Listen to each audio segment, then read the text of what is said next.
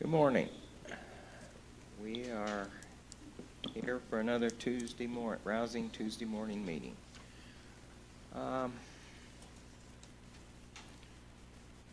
Mr. Auditor, minutes and claims. I've got the March 14th minutes for approval. So make a motion to approve? Second.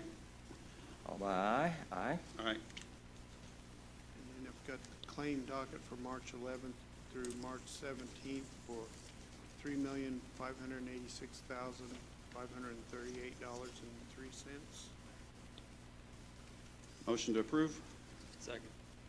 And then the March 16th. Go ahead. Okay. Vote. All Jump on the gun. motioned in, all by aye? Aye. Aye. Thank you. Now we've got March 16th payroll for $1,170,084.46. Make a motion to approve the claim docket for payroll March 16, 2023 in the amount of $1,170,084.46. Second. Motion, all approved by aye? Aye. Aye. Okay.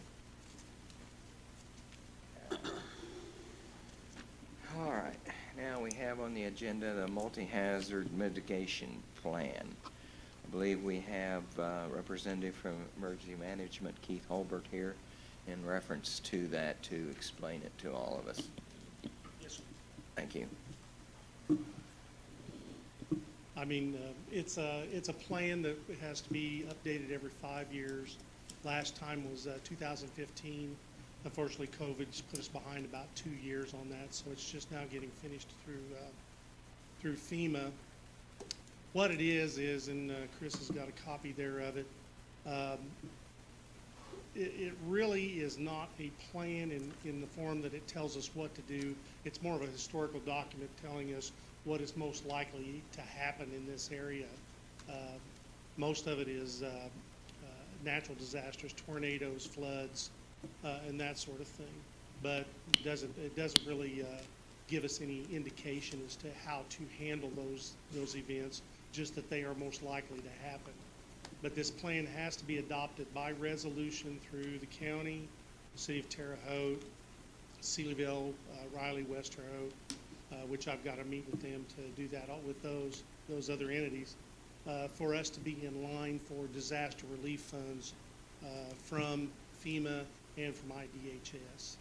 So I don't know that for sure if it's being adopted now in 2023, if that will give us 5 years from 2023, or if it'll be just 3 years and we'll have to do it again. But we had a company out of Indianapolis, Christopher Burke Engineering, who put it together for us. The previous plan was put together by the Polis Center at Purdue up in Lafayette there. But we went with Christopher Burke this time. It was paid for. There was a grant for it that we had signed for. So, and that's pretty much what it's there for, is just for us to utilize in the event of one of the natural disasters. It does have mention of other disasters, man-made disasters, terrorist events, things like that, but those are not the primaries in the plan itself. It's usually natural disasters of sorts. So questions? Nope, just wanted to say thank you to Keith and Doreen and Troy for giving Mark, Mike, and I a tour of their facility about 10 or maybe 2 weeks ago. We have a state-of-the-art, awesome emergency management facility at the airport. It's pretty incredible, so. For sure. A lot of stuff. Jim, do I need to read this, or can I just say the resolution number? This resolution number. Okay. Okay. You ready? Yes. All right. I move to approve resolution number 2023-05. Second. All by aye? Aye. Aye. Aye. Thank the EMA again. Thank you. All right. Mr. Larry Robbins has a bridge change order closeout. Good morning. Morning. So Bridge 322, which is 13th Street over Lost Creek there on the north side of town, is basically complete. There are a few change orders that need to be approved before the project can be closed out. And I also have a recommendation of acceptance here. Change order number 3 was a $2,900 change order for flowable fill. There's a manhole and a pipe that was found under the approach slab during construction. So that's been backfilled with flowable fill. Change order number 4 was a $0 change order. Originally, it was going to be asphalt widening due to the temperatures and the timing of the project. The contractor agreed to swap that out and do that widening with concrete for the same price. So we just swapped the materials. That was a $0 change order. And then change order number 5 was actually a negative change order of $98,474. In discussion with the contractor and NDOT, we pulled all the asphalt surface work out. We're gonna do that locally, so we change order that out of this contract. We will have to pay for it locally, but it'll really be maybe a little bit cheaper than what it is with the NDOT contract. But that got the contractor for the bridge complete with their work and their portion of it, because all the asphalt work was a sub with Milestone anyway. Questions, Mr. Robbins? Negative. Make a motion to accept the change orders. Second? All by aye? Aye. Thank you. And then after with those being done, we have a recommendation for acceptance for NDOT. This will generally the county will accept the bridge in the form that it is now, and the contractor relieve him of all obligations that he has at this point. So I'd also ask you that you approve the recommendation for acceptance today.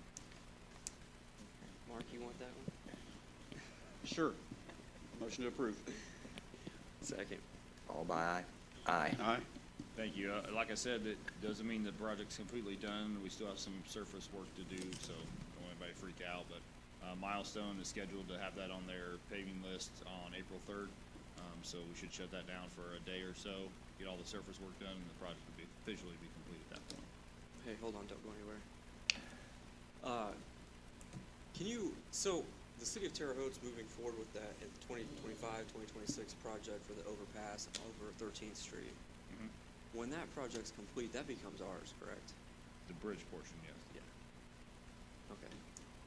That's Any expensive. bridge in the expensive. county, by statute, is the responsibility of the county. So, it was the same thing with the overpass on Margaret Avenue. So that bridge is in my inventory now. It's inspected. I mean, those bridges life cycles are 75 to 100 years, so we shouldn't have to do much with those, but there'll be maintenance that we'll need to do as we go forward. Things I'd like to do to make sure they do last those 75 to 100 years.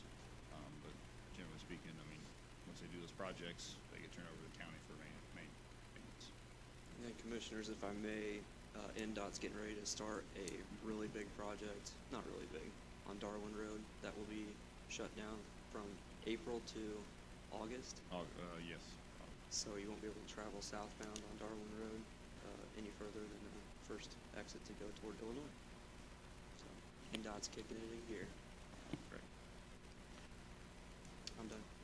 So the overpass on Margaret, like you put a deck on Fruit Ridge, if we need something like that in Yep.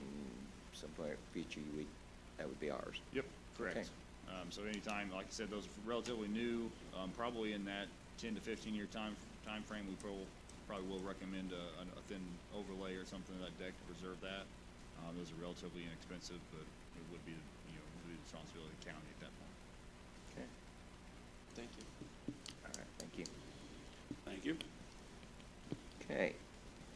Next on the agenda, Commissioner Klinkenbeard, I believe you've got some things you want to. Sure, yeah.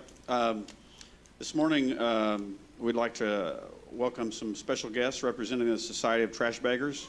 Terry Mullen, Larry Mullen, Brent Youngblood, and Al Harum. If you guys could come up to the podium, we want to talk a little bit about trash.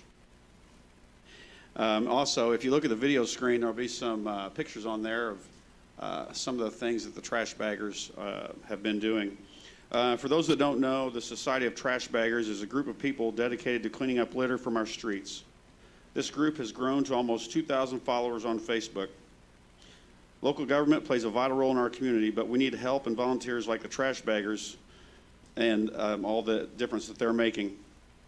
As I said, there are almost 2,000 Facebook followers, and many of these people are also picking up our streets. But if you follow the site, you know that there are 4 people who are workhorses and have made it their mission to make our community a cleaner place. Just some stats here for you that are mind-blowing. Since January 1st, Larry has picked up 180 bags of trash. These aren't just small bags, these are huge bags. Terry, 212, Brent, 75. I don't have any stats for Larry because I don't know that he takes the pictures, but anyway, he does a ton also. Brent tells me that the Trash Baggers group this year, since January 1st, has picked up nearly over 750 bags of trash. It's amazing. These guys thought they were just coming to talk trash, but we have a little surprise. This morning, we are awarding our very first Vigo County Commissioners Community Service Awards to Terry Mullen, Larry Mullen, Brent Youngblood, and Al Harum for their outstanding service to Vigo County.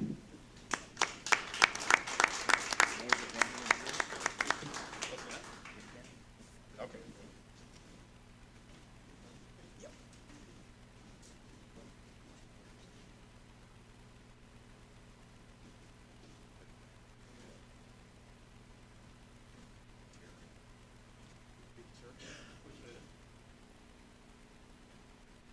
They're all over 70. We didn't look the day over 60. Larry?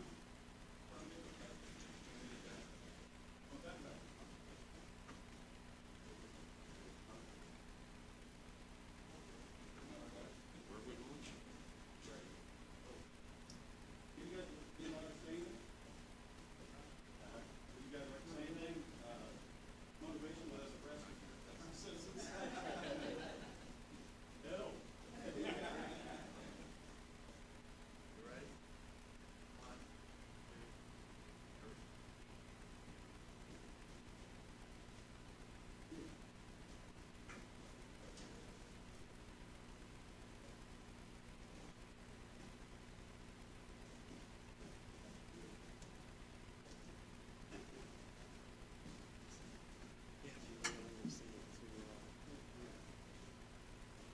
Terry Mullen's daughter. She's awesome.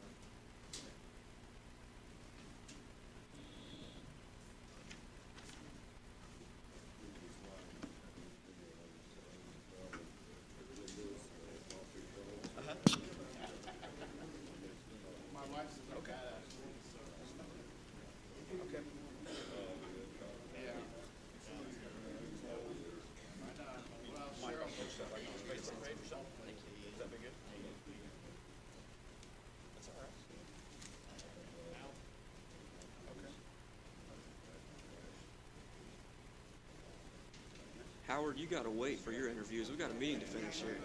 Okay. I'll check it out. Make sure you get it here. That's a good idea. Appreciate it. You guys working today too?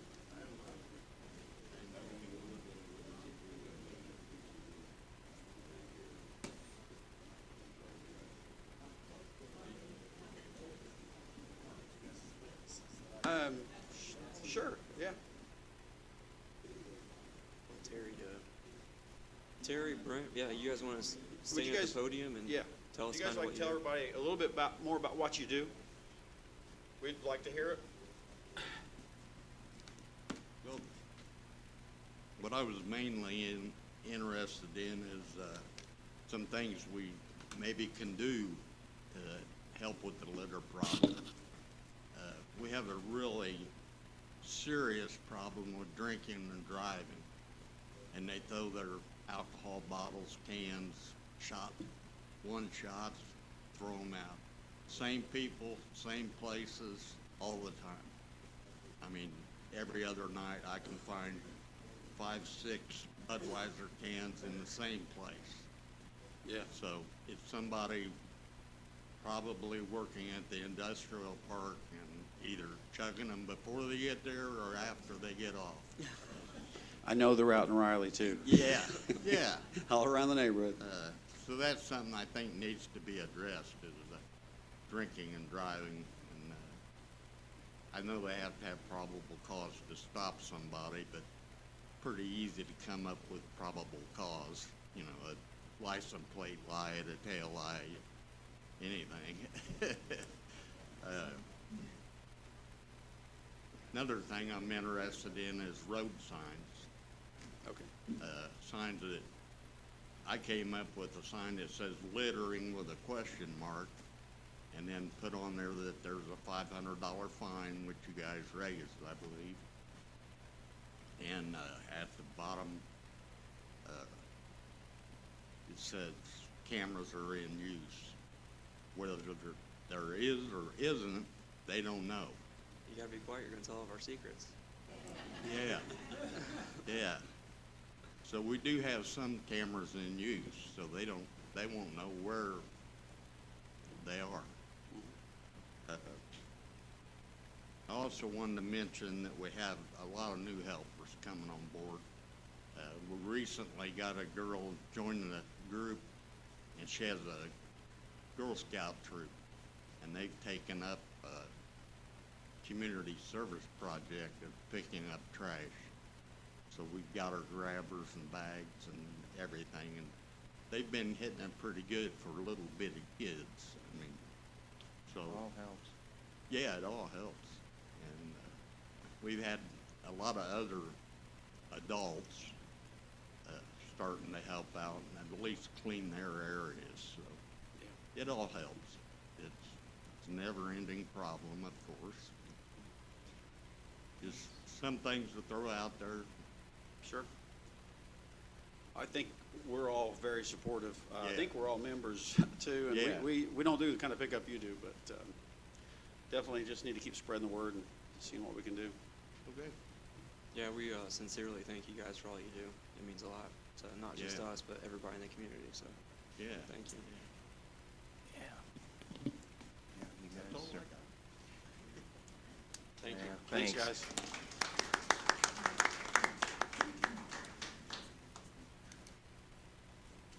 Out there setting the example for those young ladies, right? Thank you. Okay. This time, public comments. Any comment from the public? Anything? Yes, sir.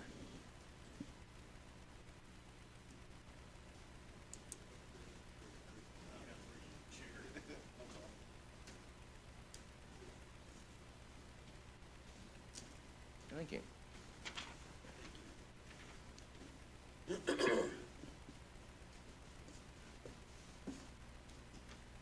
All right, first off, my name's James Robertson. I was here when you guys had the meeting over the old county jail. I would address that as I was wanting to use that as a treatment center. Obviously, after further review, I've chosen to go another route with that because it's going to cost too much money to open that as a treatment center. My main goal right now is starting a crisis response team for Vigo County. I submitted a bid to everybody a couple weeks ago. You guys should have those. that. Basically, the reason we need this is statistics show that in mental health crisis, when the police show up, it does nothing but expedite, or it causes more issues in the mental health crisis. I'm proposing that my company runs a crisis response team. We work through Central Dispatch and we respond to mental, emotional, suicide, and overdose. In the state of Indiana and most states, for an overdose, the person, once they are Narcan, they do not have to go to the hospital. You cannot force them to go if they do not want to go. Therefore, we do not need city fire or county fire responding. We just need somebody that's certified to Narcan. I am certified in nasal Narcan, and I'm certified in injection.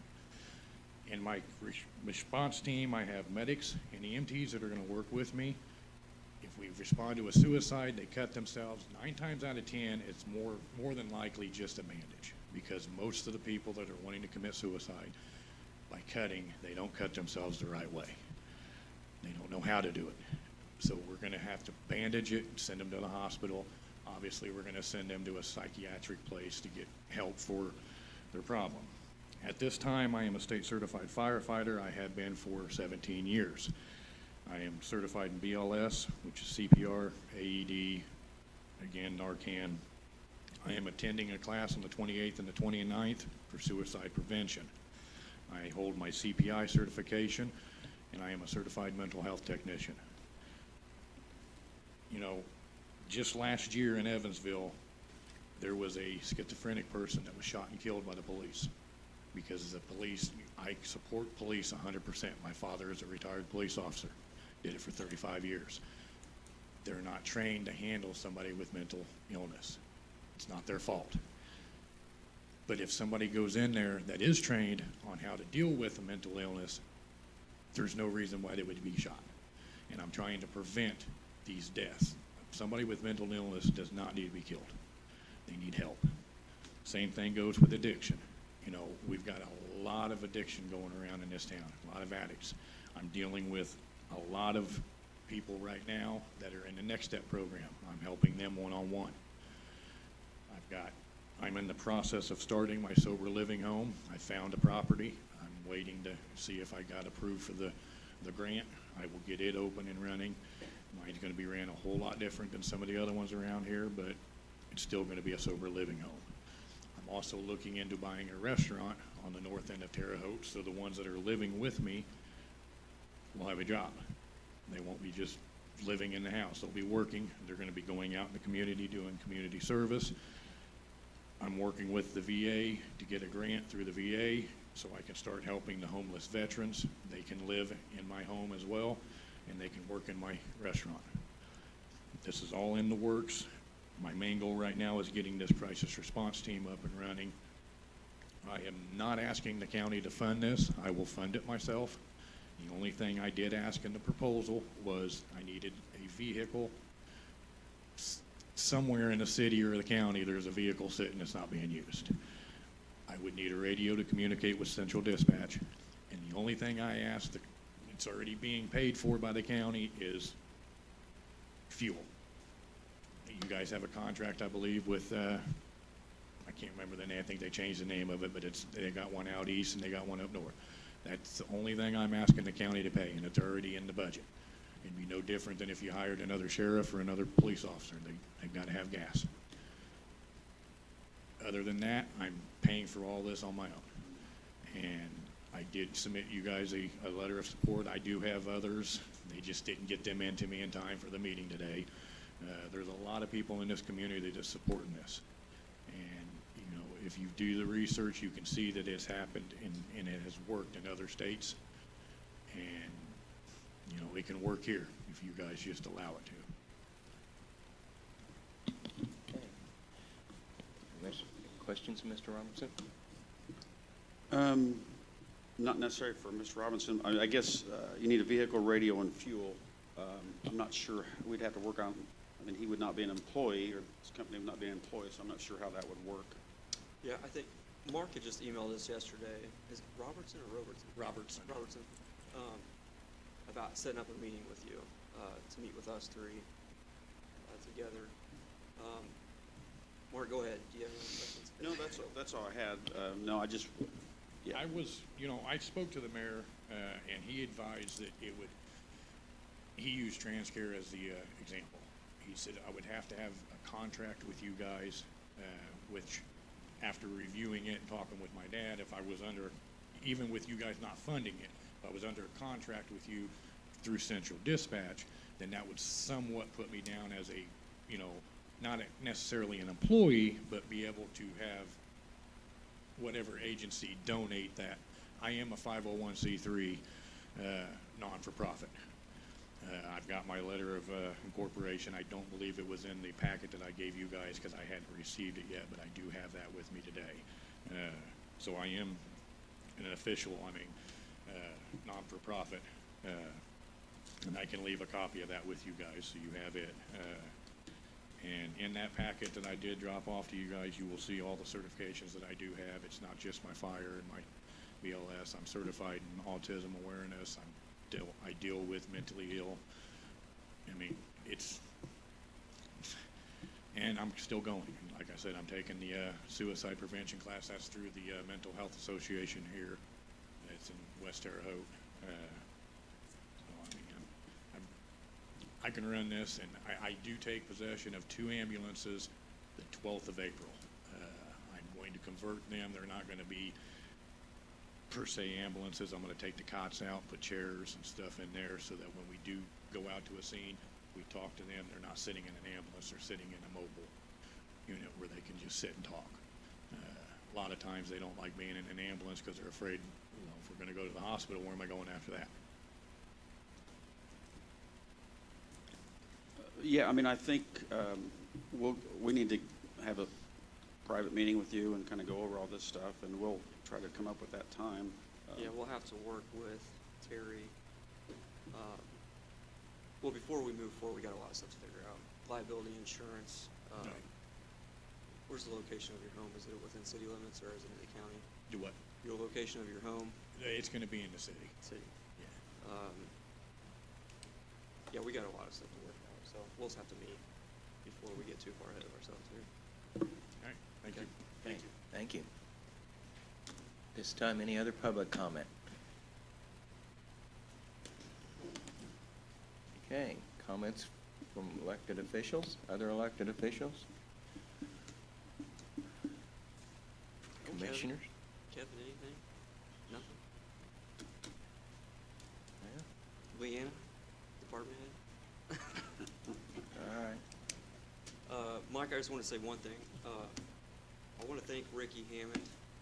Ricky got a new role here at the beginning of this year and has had 250 plus requests for work and has done a tremendous job, stepped up to the plate, is dealing with a lot of issues all the time.